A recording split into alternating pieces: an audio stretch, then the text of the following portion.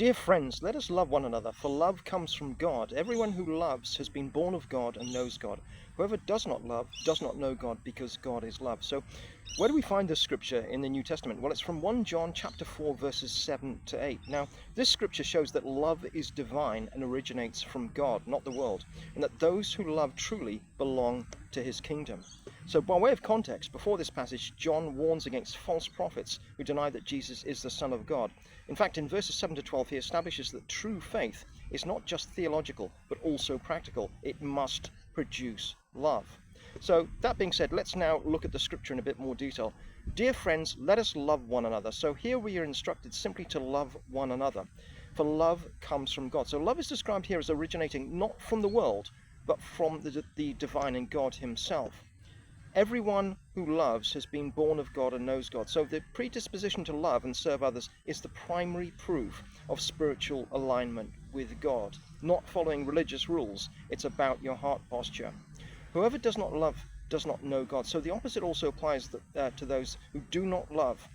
They do not know God. And then finally, because God is love. So God is the very essence of love. So to be godly, you need to love others. So let's now look at the key learnings from this passage of Scripture. Well, first off, love is foundational to God. It defines his very nature and characterizes all that he does. The godless, we note, are also loveless. Those who do not love are not only loveless, but also godless. They're divorced, separated from God. Love is evidence of knowing God. Those who know God love proactively and love those people who don't love them back as well. Those who are not of God will be characterized by a lack of love for others. The command to love one another is a call for us to lead with love, and also a reminder to those who have become hard-hearted to soften their heart again and let love lead them in all they do. It's not an optional action, this. If we are of God, we must love like him too, especially if we're Christians. Love is a commandment. Just in case we don't take the command in the scripture to love, then we should be reminded it's a commandment, not an optional extra.